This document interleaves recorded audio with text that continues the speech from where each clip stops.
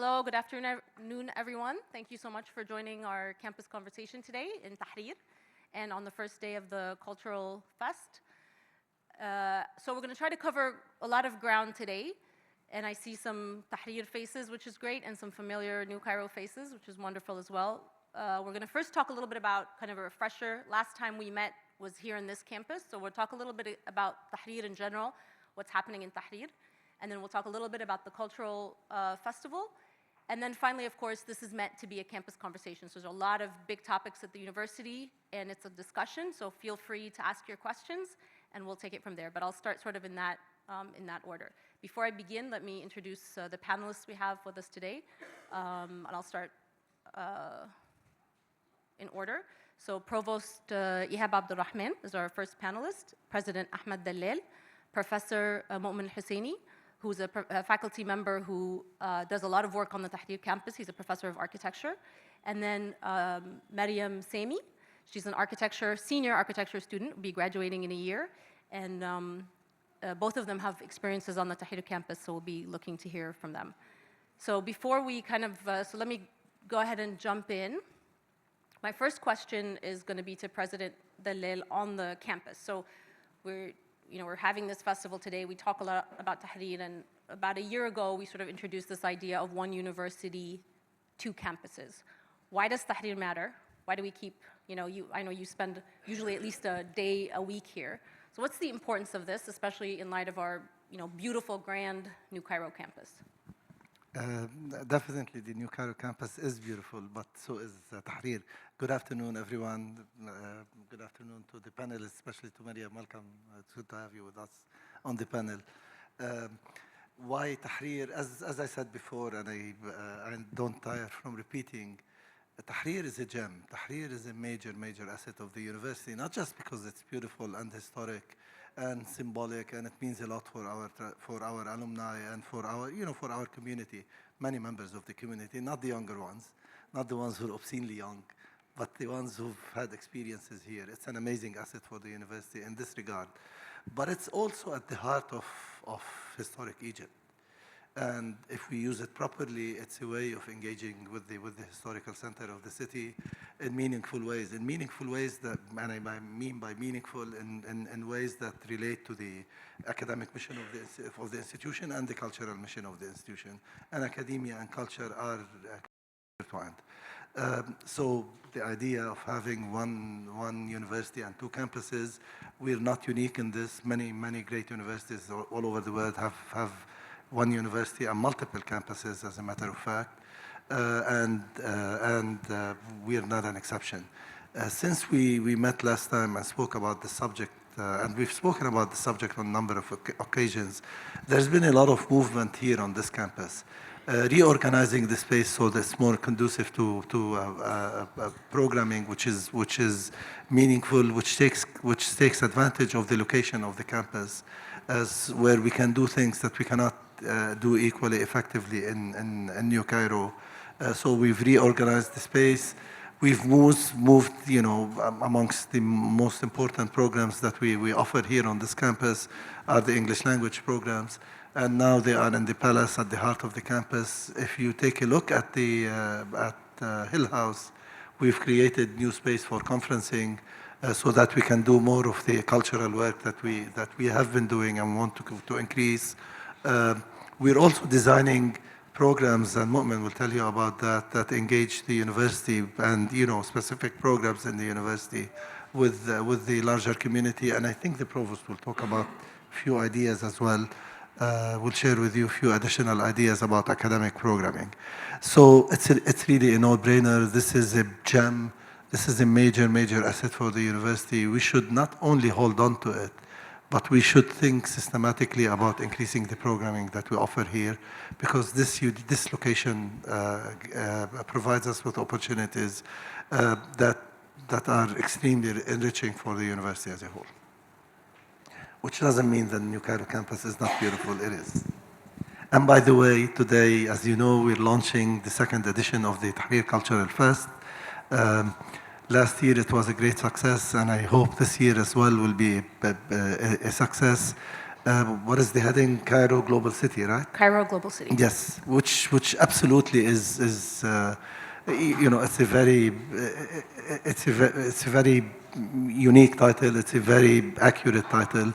Cairo is a global city. Cairo is the gate to Africa, but Cairo is you know, has the unique location at the intersection of Africa, the Mediterranean, and of course the Arab world.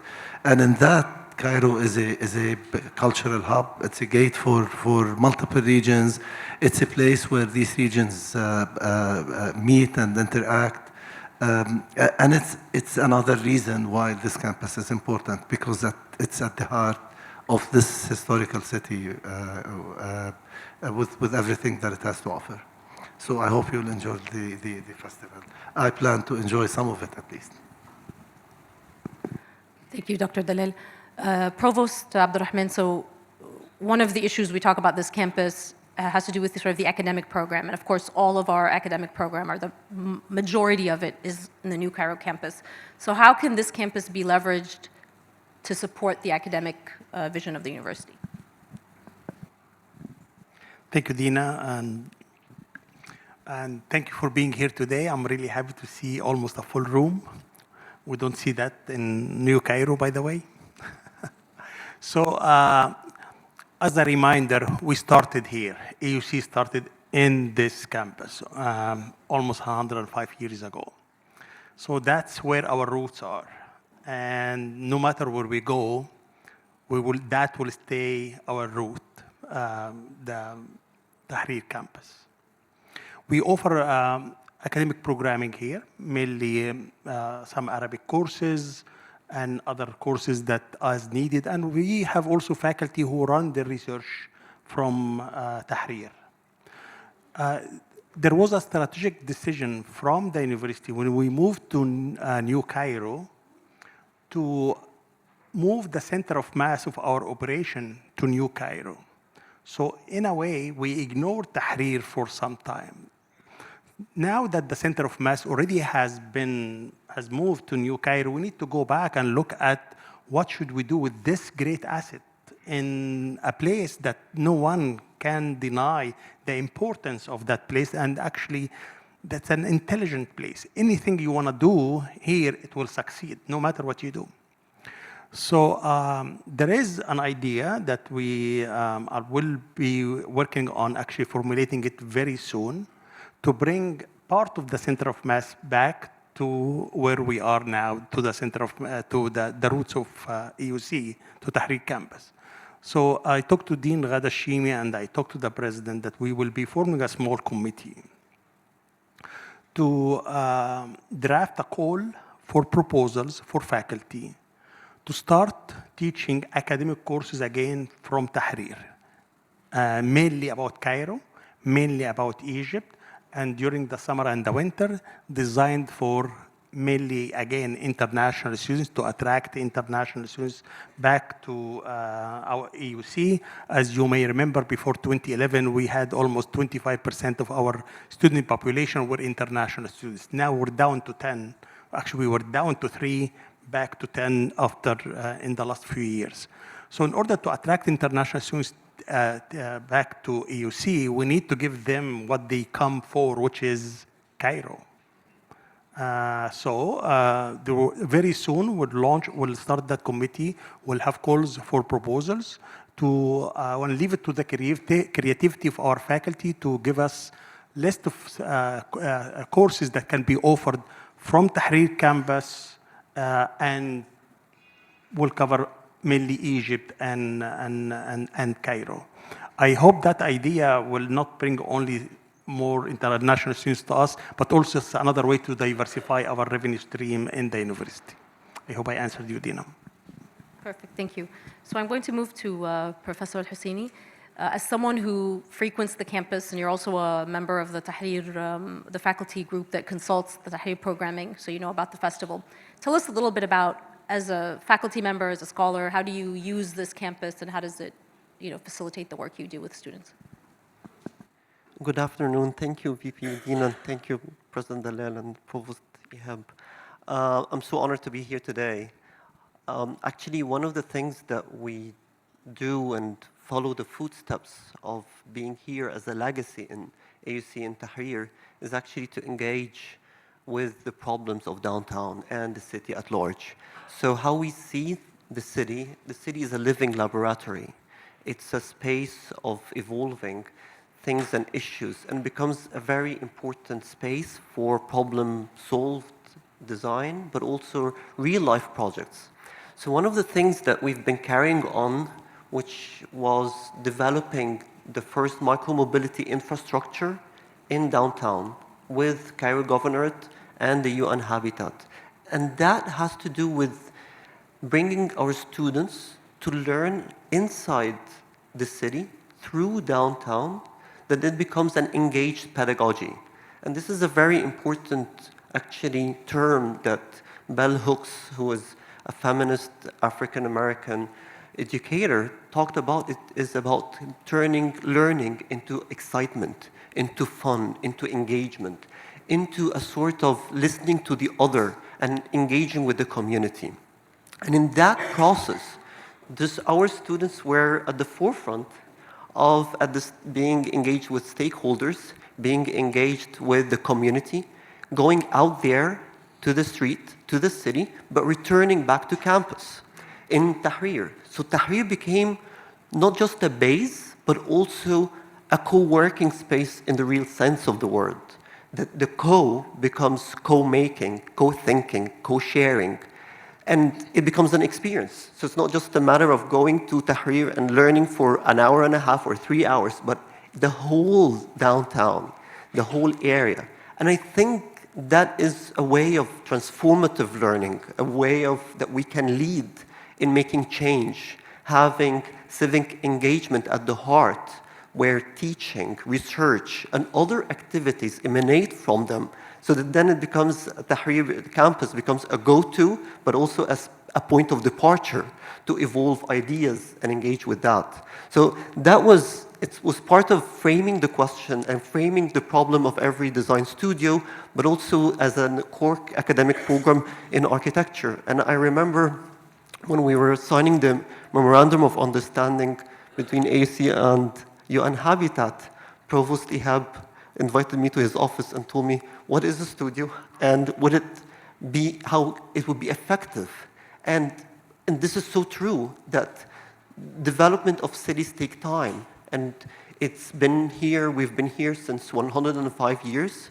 Things transform. And this is an incredible space that we lead change, we lead development, we lead what is today's smart city from the point of complexity of problems that are there, and then our students and our learning experience evolve and transform and be effective. Thank you. Thank you. So Maryam, I want you to tell us a little bit about the courses you've taken here. What kind of work have you done on this campus? And then how is that different from, as an architecture student, what was different about taking that course here as opposed to you taking the same material in New Cairo? Okay, so actually the first time I came here was with Dr. Mu'min in the urban design studio, where we were literally learning about the urban communities and how it's important to bring the communities together. And the main difference was that in New Cairo, the communities are not as connected and they're not as intimate as in this historic Cairo. So then we got to experience how in this campus, people were connected, and then we had the experience of the inside out. So coming to the campus itself, we had to interact with people. I had to walk around and meet new people and discover part of old Cairo. Unlike in New Cairo, we just come and park and get in. And as we all know, New Cairo is not designed for walking. It's not designed for becoming connected with the community as Tahrir is designed. So actually, when we came here, it was a connection point to connect with the communities of Cairo. And another point to add is that some of these communities are not even seen, they're hidden because we are so disconnected from them. So this Tahrir campus became an anchor point, a connection for us between these communities and the communities of New Cairo. And for me, I'm a person who lives in Zayed, so New Cairo for me aslan was something new. I had to discover New Cairo and coming to it when I first entered the university.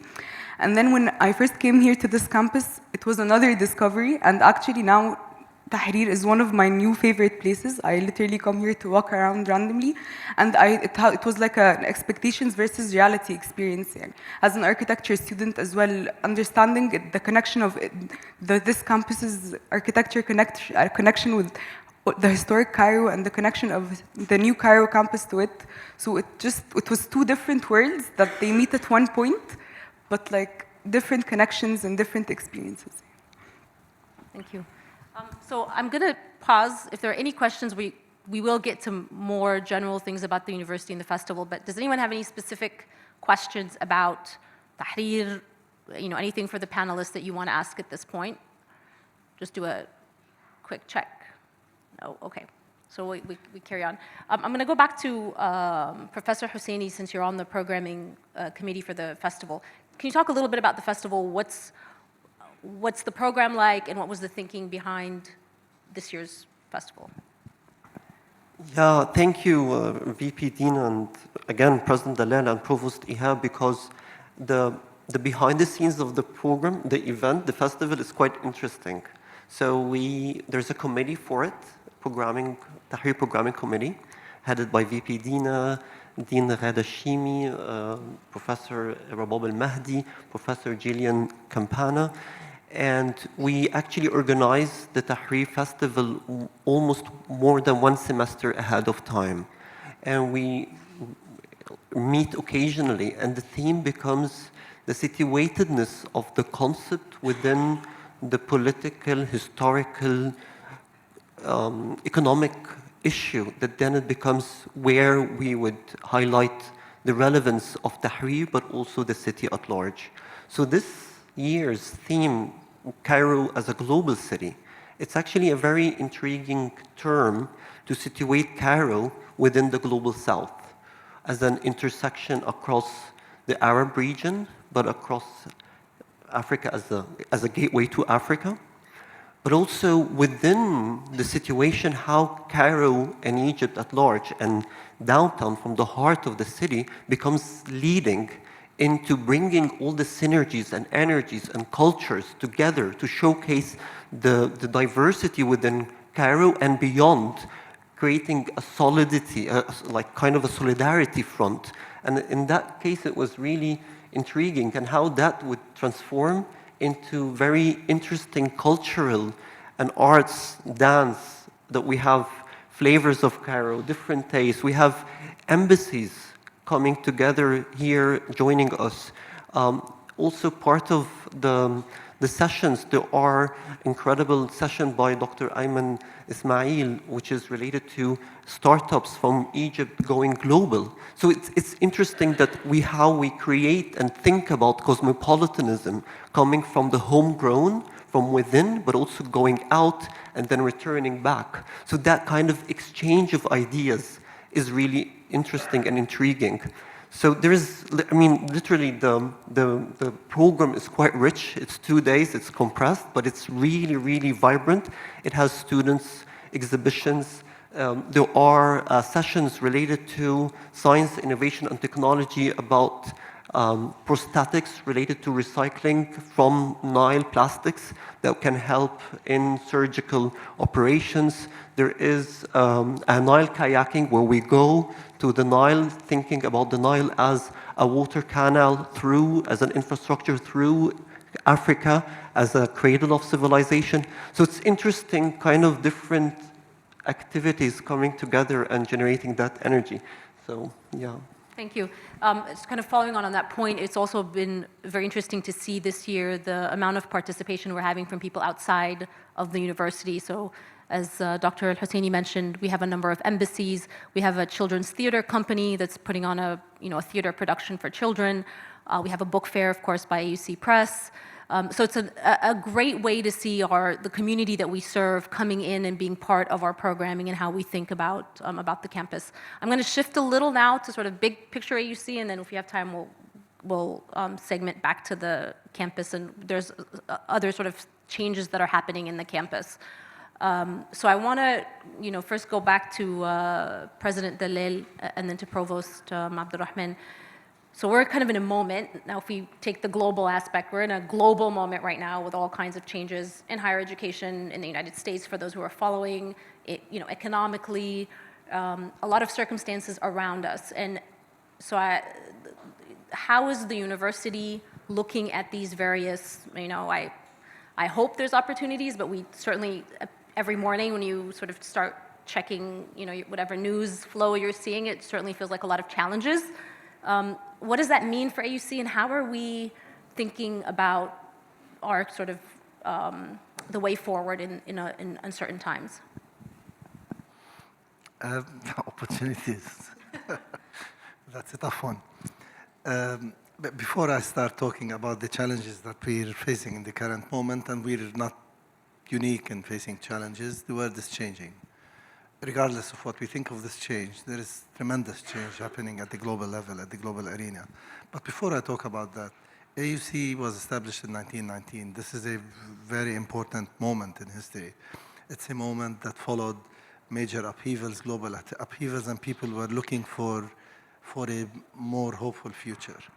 And AUC has survived numerous changes, a large range of changes. We've been part of an empire and monarchy and different types of republics. There were regional wars, there were global crises, and so on and so forth, and the university survived them. At the heart of the operation of the university and its longevity, and the fact that it's deeply rooted in this place, is the belief in the transformative power of education, quality education. This is something that really transcends political setups, it transcends political crises, and it's something that is enduring. So the university has had its share of crises over time, and it's been able to overcome these and survive these and flourish and thrive because of what it stood for and because of the values that it represented. The last 3 years were especially full of crises. Of course, there are many others in the history of the institution. But the last 3 years were especially tough. As you know, at the very beginning of my tenure here, and this predates my tenure as well, we had questions about the remaining part of the undeveloped part of the New Cairo campus.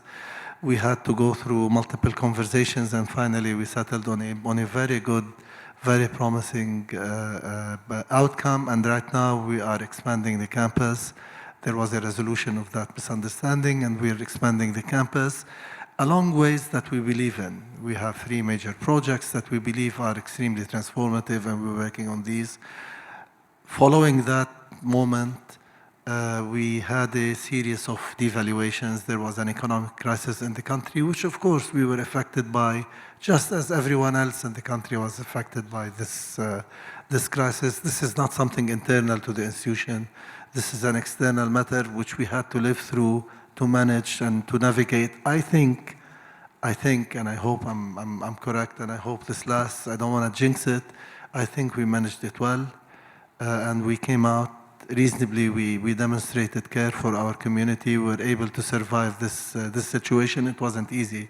It required a lot of work, and it continues to require a lot of work as we move forward. Then there was the regional war, or wars, or whatever, in addition, of course, to the global wars, which have impact on us. It has impact on our country, it has impact on our region, but it has impact on us as an institution as well. And again, this is a situation which I think we weathered well, and I dare to say that the way we managed this crisis and related to it and engaged with it is significantly more advanced than some of our peer institutions globally that actually dealt with the situation in other ways. But I think we learned, we demonstrated as a community care, and we came out and we tried to serve to the extent that we can, to the extent that an institution our size can help. And now the last major blow, again, something that happened globally, is the cancellation of many of the funding programs, the grant programs that we have in the university. These grant programs, by the way, were one of the ways through which we dealt with the financial crisis that we faced previously. We deliberately focused our efforts on bringing in funding to enable us, number one, to serve our country much more meaningfully than we did before, and we did. And number two, to generate support for our students, fully funded, funding students who otherwise wouldn't have the chance of studying at AUC, but also generating operations that will help the university in times of difficulty. The portfolio of our funded programs used to be somewhere in the region of $10 to $20 million annually. The portfolio in the last 3 years, went up as high as 370 some, almost $380 million for over 5 years, not all in 1 year. Of course, this is money that we used to serve the community, to serve Egypt, and we did it very well, and we were proud of that.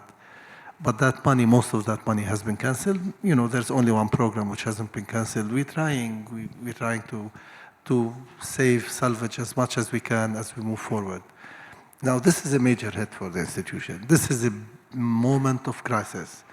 And I will be, I'm armed in dealing with this crisis with the belief in the institution and the values we stand for. Not that we have a ready-made plan to deal with it. We don't. We're working on one. And we'll put every effort to work on one. But this is a tough moment for us. And it'll be tough for us for a few years to come, for the next 4 years, 3 years, or 4 years, or 5 years, until we get over the current challenge and come up with alternative mechanisms to deal with it. So it's definitely a tough moment. But I would like to say a couple of words here. First of all, although the impact on us is huge, is massive, the impact on Egypt is huge, by the way, in terms of higher education. But I really think we shouldn't take it too personally, because this is part of a global dynamic. And we are among thousands and millions who've been affected by this global dynamic. So we shouldn't take it too personally. This is number one. And we should actually, it allows us, these types of situations allow us to appreciate the work of people who dedicated their lives, people who supported us, who had dedicated their lives to development work. And I think this is a moment, although this support is no longer there, but when you lose something, you appreciate its value even more than you do when you have it. So how are we going to deal with it? First of all, I think we should remember that we've undergone multiple crises, including in the last 3 years. And we will work, we will mobilize our energies to deal with this one as well. We remain dedicated to our community, and we'll do everything in our power to support our community. Again, exactly how, of course, there are ideas, there are things we're working on, but we haven't finished the planning. There is a lot more that we still need to do to mobilize alternative support and mechanisms to support our community and to weather the situation. We need to learn, and we have been doing this in the past few years. We need to learn to work in situations of instability. Excuse me. Excuse me. I'm recovering from a bad cold. We need to learn. Do you want to talk?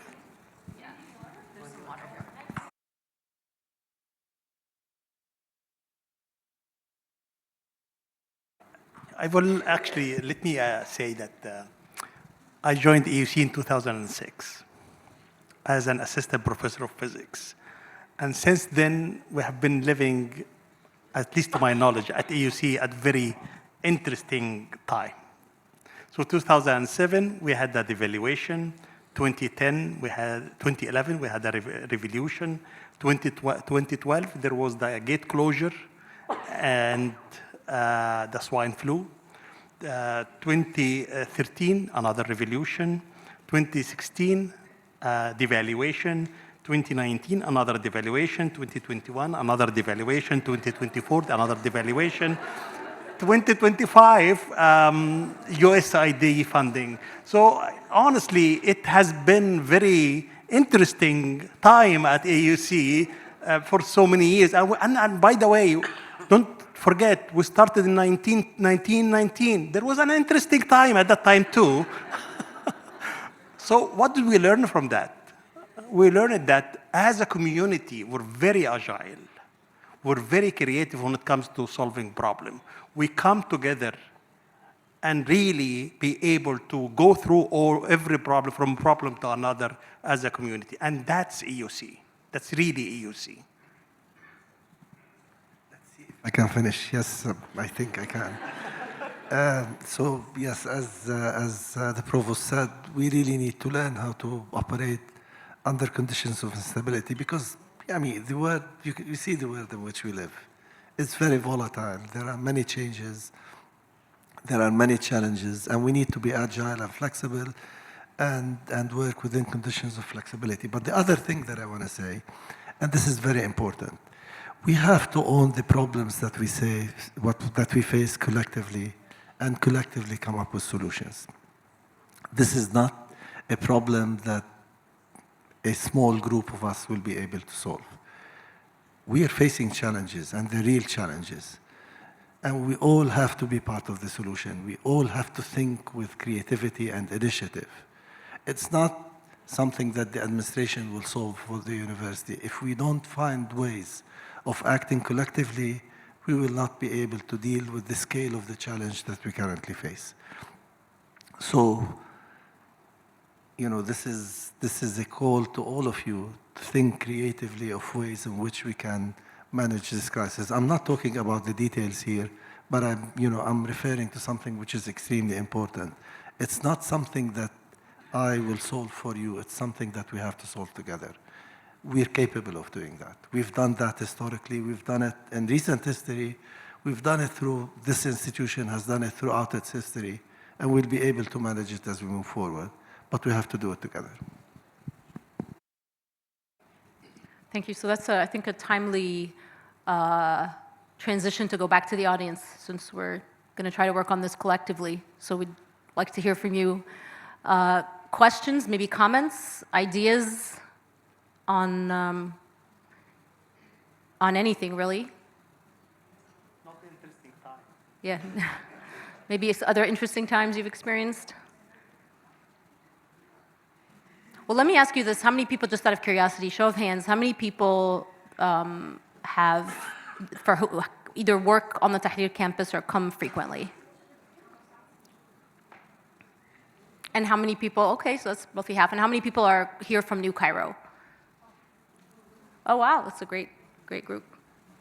Yeah, that's all of us, okay.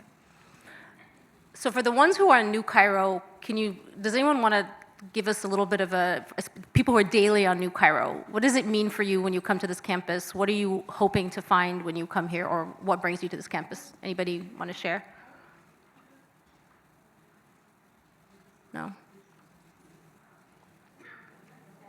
Aya?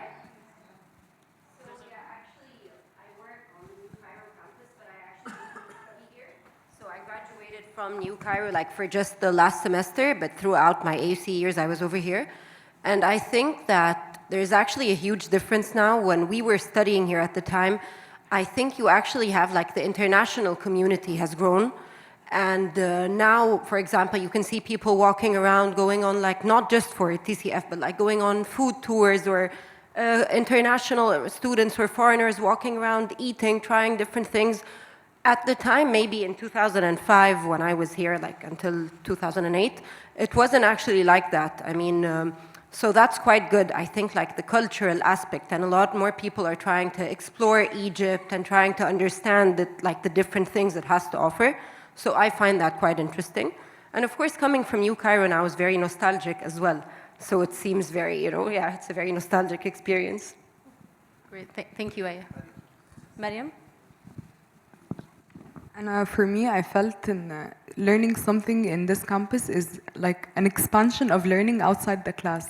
So again, as we mentioned, it's a connection point for getting to understand how others experience this campus. Because, for example, my cousins all learned in Tahrir campus, and when they heard that I'm joining AUC, they first thought that I would be joining here, and they kept telling me about their different experiences, and you'll be able to go eat near this campus. And then when they learned that I'm going in New Cairo, they were like, you will miss out on a lot. And so actually when I came here, I was extremely excited because you get to really experience Cairo in here rather than just seeing it from an outside point of view.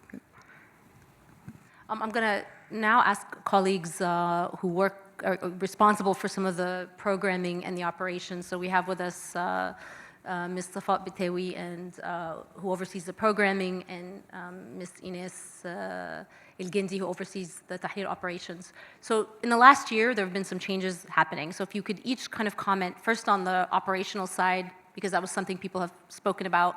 What's new? What are some of the different spaces, different services? What are you working on? And then I'll ask Ms. Bitawi to comment about the programming, or whoever, in whichever order.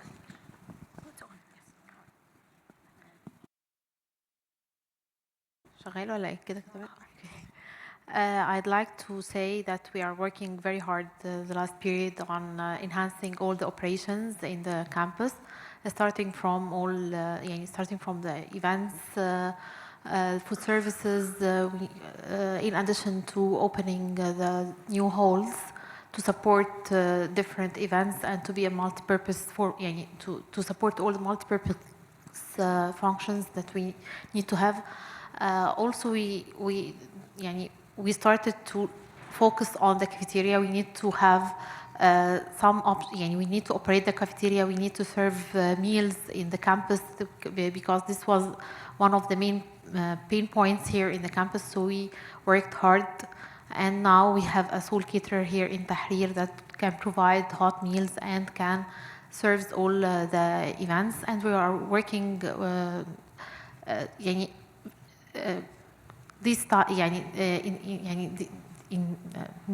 I don't know, we are working to have various food outlets, but for now we are working on a project for 6 months to test how can we work on the coming period, and we can assess if we are going to have one caterer or we can have different caterers. Also, we are working on enhancement.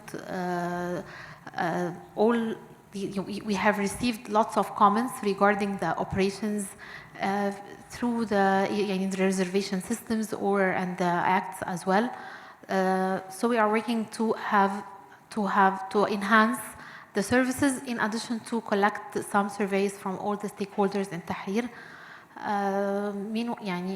This is that we are working on. Thank you. Perfect, thank you. And I don't know if you missed that, but so last time we came, we inaugurated a renovated faculty lounge last year. And so this year we spoke about having an additional meeting space. And so as Ines was just saying, on the ground floor of Hill, if you do have a chance to check it, there's a meeting right after this, so don't go check it out then. But at some point on the ground floor, it's Hill 102. It's a new meeting space because that was one of the issues. In addition to Oriental, kind of a medium-sized room wasn't available. So again, today is actually going to be the first time it's going to be used. I don't know if we can renovate a space. Looking at University Architect, every time we have a festival, that might be a little bit too high of a bar. But this year we are adding this new meeting space in 102, and our colleagues in facilities have done a great job renovating that. Thank you, BP Shaker. So Safa, if you want to comment on programming. Yeah, we've been doing a lot of expansion to our programming. We have an outreach program reaching out to the community here in downtown in a way that we enhance our presence as a downtown gym. Everybody here acknowledges how important the AUC campus and how important this campus is for the downtown community. We are trying to be an integral part of each and every single downtown big event, from photo weeks to Art d'Egypte and every other downtown big event. Not only that, but we're also making sure that there is an academic and a collaboration with those entities that benefits our students. So, for example, if there is a film festival, we invite our students from the film club to participate. We're trying to integrate the academics in our thinking and programming. Outreach, we're reaching out to museums, we're reaching out to schools, we are building on a schools tour program where we invite students from Cairo, New Cairo, or the students, that generation that really does not know downtown and AUC Tahrir Square. So we want to do this integration, and also for our AUC community. This year, we've reached out to the student union, and we have a very successful collaboration in the Tahrir Culture Fest. The student union is holding a mega event today for the first time at AUC Tahrir. So we're working on our programming, and we proudly say that we had been a venue partner in 7 international cultural festivals this year, in addition to other concerts and exhibitions, and we're enhancing our presence here, and everybody knows now that we are one university and 2 campuses. Thank you, Safa. Final kind of question to our university architect. All of the scaffolding, what's happening? Hello, everyone. So if you would have noticed that we have, for the past number of months, we've been kind of paying attention to the palace as well as the rest of the campus buildings downtown. So the scaffolding is basically to restore the building as it used to be back when it was built, in terms of on the outside, in terms of not just painting, but restoring actually the ornaments. And if you look closely at the facade, you will see, especially on the Tahrir side and the Muhammad Mahmoud and Sheikh Rihan, you will see new ornaments. Please peek through. These are actually new, uncovered. Were buried under layers of paint through the past decades, ever since the building was actually acquired by AUC in 1919.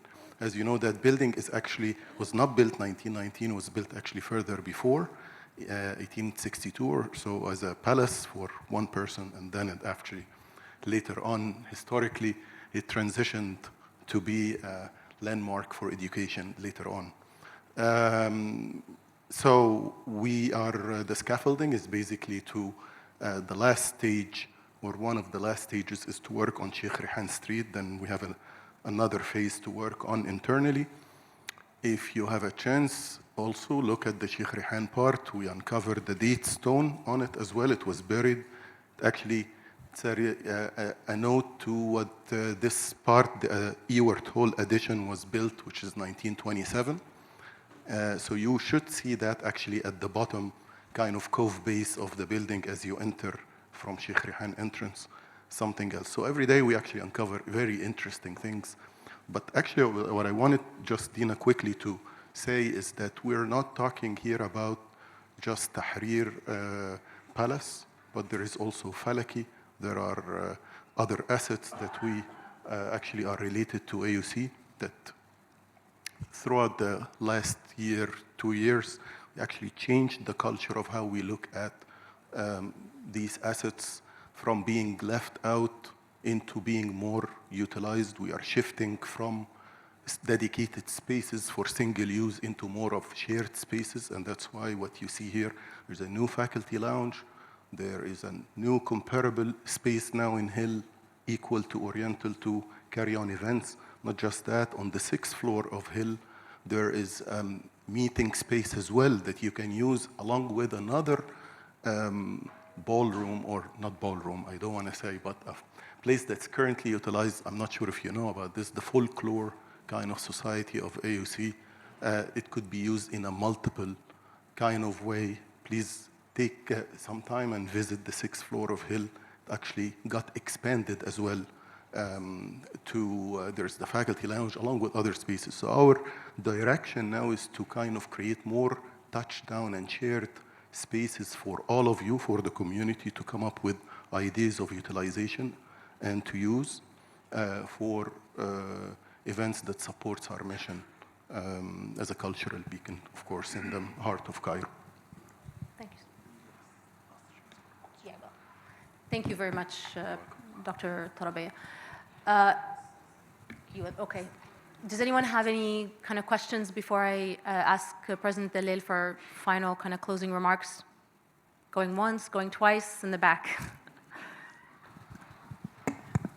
Hi, everybody. Actually, it's not a question, but I want to say that the main difference between New Cairo and AUC in Tahrir Square, I'm from New Cairo, by the way, is that this place, I think that this place have more the spirit of the old Egypt, and it carries the culture and traditions of our country more than, actually I'm not that offense, it's not an offense, but actually this place, I relate to this place more. It gives us the tradition and the cultures of Egypt, and also actually it maintains us with other countries. It carries the two things in between. Thank you. Thank you for that comment. Thank you. One more question here. Hi.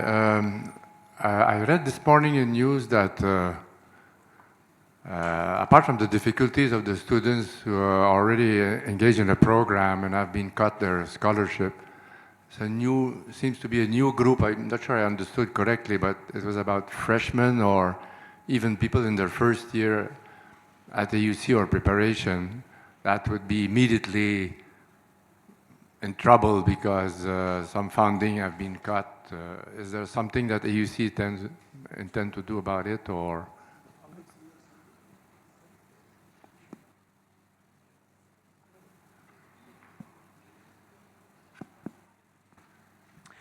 If I understand the question correctly, I think the question is related to the termination of USAID funding for our students and other students in Egypt. When the USAID informed us of the suspension of the funding, then later on the termination, we got in touch with all the university presidents in Egypt who receive funding, scholarship funding for their students as well as our students. And we all Egyptian university presidents agreed to continue to fund their own students. And it's the same at AUC. We will continue, at least for now, this spring, we will continue to fund the students who got their scholarship got terminated by USAID.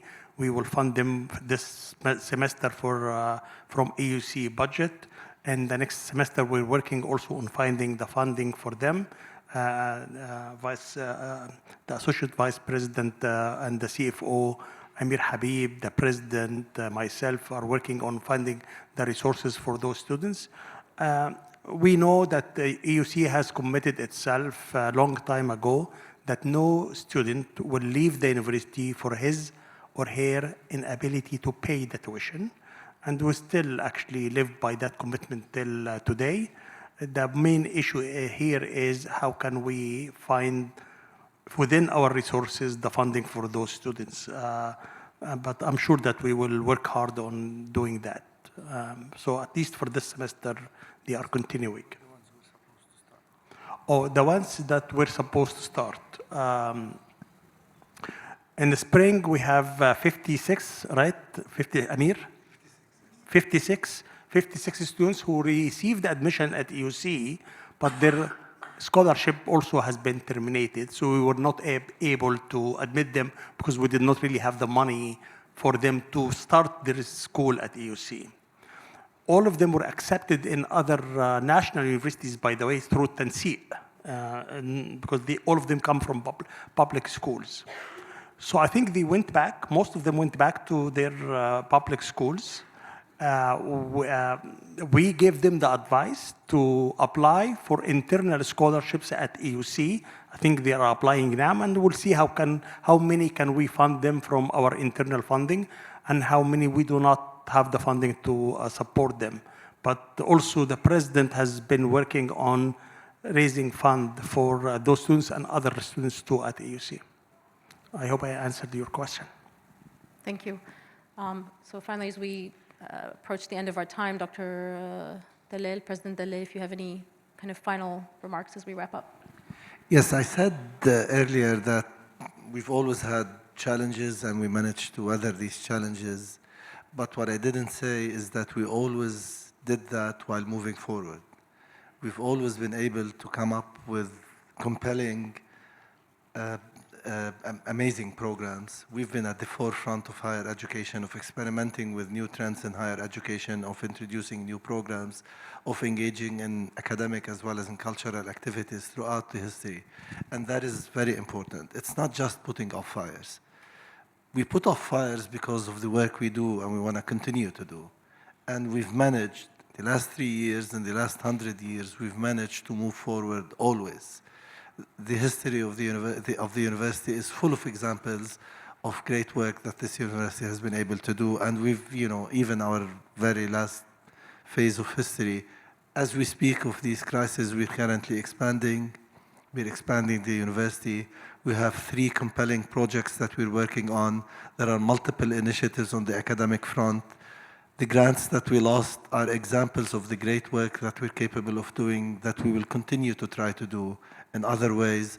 The Road to College, Athar, the teacher education program, all of these are free programs that target extremely important segments of the community and extremely important academic initiatives. So despite all of the challenges are on one side.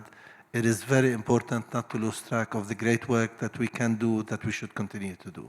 And the only way that we could survive the pain of having to deal with problems is because of the value of the work that we're able to do. Thank you. Thank you, President Dalel. And everyone, thank you again for joining us. And a final plug for the Culture Fest. Check out the program. Lots of great things happening today and tomorrow and Saturday. So we hope to see you there. Thank you.